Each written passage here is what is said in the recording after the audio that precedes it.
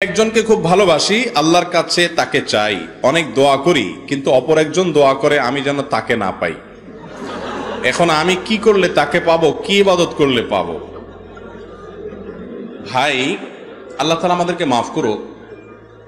এই যে প্রশ্ন, যুবকদের প্রশ্ন প্রতিদিনই যেখানে যাচ্ছি প্রচুর পরিমাণে পাচ্ছি।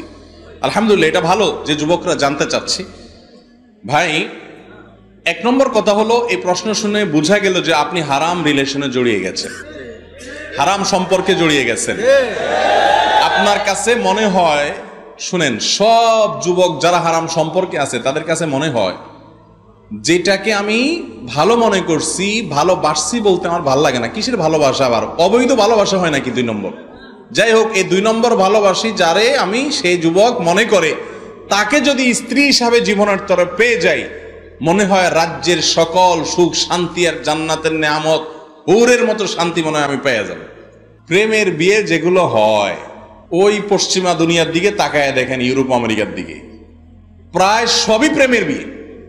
ঠিক না? ঠিক। তাদের বিয়ের আগে হারাম সম্পর্ক করে, এরপরে বিয়ে করে। কয়টা টিকে? কি বলেন? খোঁজখবর রাখেন না আপনারা? তাদের দাম্পত্য জীবনে কয়টা সংসার টিকে খোঁজ খবর নিয়ে দেখেন। একটু আগে যে কথাটা বলছিলাম আবারও বলছি, অবৈধ এবং হারাম সম্পর্ক যারা করেন না, সে মুরব্বীরা যারা যৌবনকালে অপকর্ম করেন নাই, যুবক নিশ্চিত জেনে থাকেন, যদি যৌবনকালটাকে কন্ট্রোল করতে পারেন, এই চাচা মিয়াদেরকে দেখেন তাদের চাচির সাথে সম্পর্ক কত নিবিড়। কিন্তু আপনি মনে করতেছেন কি, ইস, এটারে আমার ভালো লাগছে, এখন এটারে পেয়ে গেলে মনে হয় আমি রাজ্যের সব শান্তি পাবো। এখন আপনি দোয়া করতেছেন কি, আল্লাহ যেন এই মেয়েটার সাথে আমার বিয়ে হয়ে যায়, তাই না? আল্লাহ এটারে যেন আমি পাই। ওইটারে পাইলে যে ওইটা আপনাকে চুলের মুঠা ধরে উঠবস করাবে না, জেলের ভাত খাওয়াবে না, দৌড়ের উপর রাখবে না, কোনো গ্যারান্টি আছে? তাহলে নির্দিষ্ট কোন মেয়েকে অথবা নির্দিষ্ট কোন ছেলেকে জীবন সঙ্গী হিসেবে পাওয়ার জন্য দোয়া করাটা ভুল দোয়া। কি দোয়া? ভুল দোয়া। কেন ভুল দোয়া? আপনি মনে করছেন তাকে বিয়ে করলে সুখ শান্তি হবে। তাকে বিয়ে করলে সুখ শান্তি নাও তো হতে পারে, সম্ভাবনা আছে না নাই? ভাই, উল্টা পাল্টা দোয়া করলে কিন্তু পরে ফাঁসবেন। এক যুবক নাকি দোয়া করছে যে, আল্লাহ, আমার এমন একটা জীবন চাই, এমন একটা লাইফ চাই, এমন একটা চাকরি চাই, আল্লাহ এমন একটা কাজ চাই, আমার বাকি জীবনে যেন 2 হাত ভর্তি টাকা থাকে আর 2 পাশে শুধু নারী আর নারী, মহিলা আর মহিলা থাকে। নারী এবং টাকার ভিতরে যেন আমি থাকতে পারি। দোয়া করছে আল্লাহর কাছে। তো আল্লাহ দোয়া কবুল করছে। দোয়া কবুল করছে। সে এক বাসের কন্ট্রাক্টরই পাইছে, ওইটা কোন মহিলা কলেজের বাস, চারপাশে শুধু মহিলা কলেজের ছাত্রীরা, আর তাদের থেকে সে কন্ট্রাক্টর হিসাবে শুধু টাকা কালেকশন করে। 2 হাত ভর্তি টাকা, 2 পাশে মহিলা আর মহিলা, টাকাও আরেকজনের, মহিলাও আরেকজনের। ভুল দোয়ার ফলাফল দেখছেন? আল্লাহর কাছে আপনি কি চাইবেন? নবীজি শিক্ষাই দিচ্ছেন। কি চাইবেন? রাসূল আকরাম সাল্লাল্লাহু আলাইহি ওয়াসাল্লাম বলেছেন, সালুল্লাহাল আফিয়া। তোমরা আল্লাহর কাছে বলো, আল্লাহ আমি সুখ চাই। কি চাই? শান্তি চাই।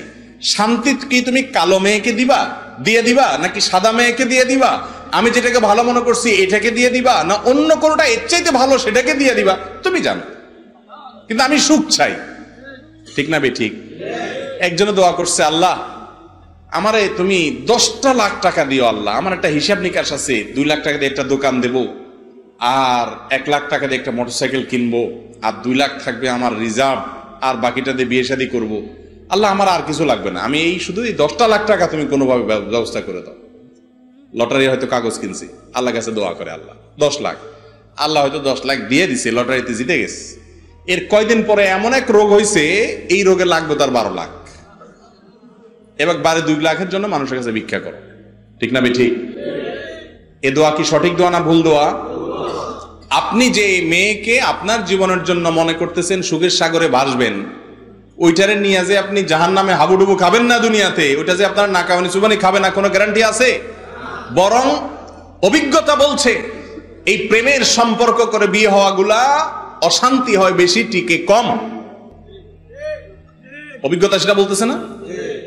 তাহলে এটা করা জায়েজ নাই। আবার বলতেছেন আরেকজনে আপনারে চায়, তার মানে আপনি একেবারে আষ্টে পৃষ্ঠে জড়ায় গেছেন অপরাধের মধ্যে।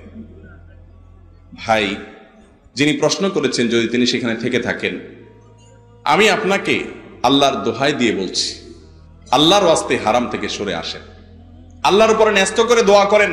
সূরা ফুরকান আয়াত নম্বর ৭৪, রব্বানা হাব লানা মিন আজওয়াজিনা ওয়া যুররিয়্যাতিনা কুররাতা আয়ুন ওয়াজআলনা লিল মুত্তাকিনা ইমামা।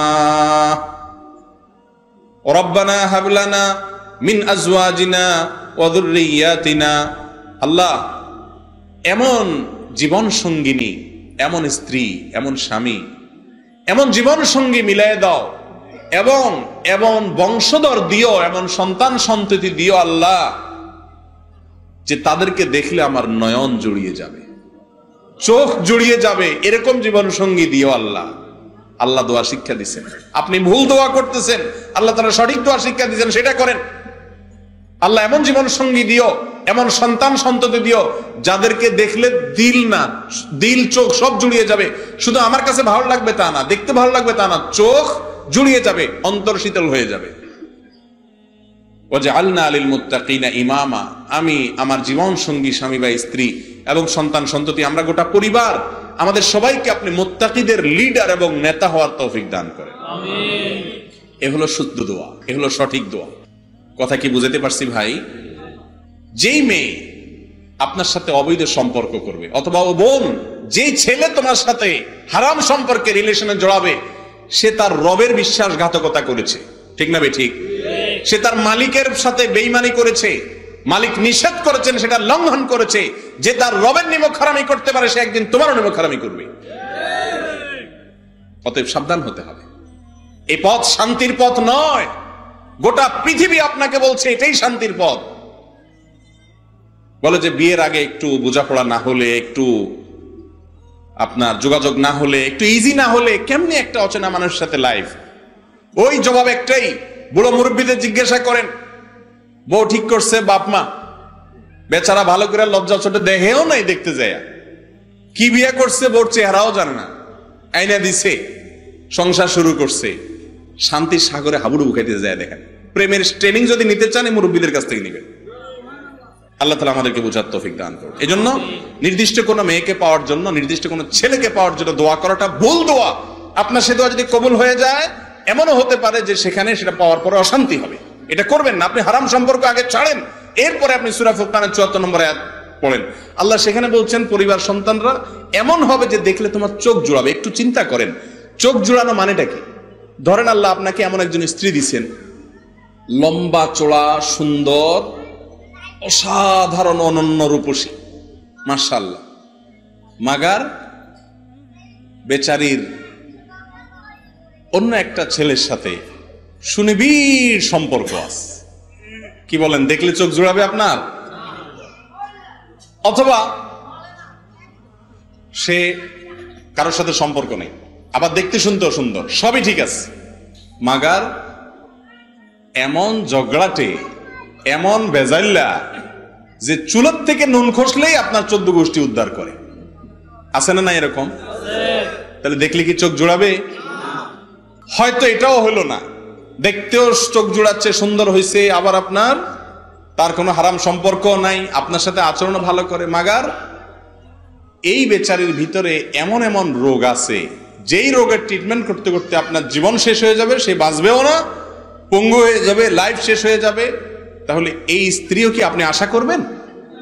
এই জন্য আল্লাহ একটা শব্দ শিখাইছেন। আল্লাহ তো সৃষ্টিকর্তা, তিনি জানেন আপনার শান্তি কোথায়।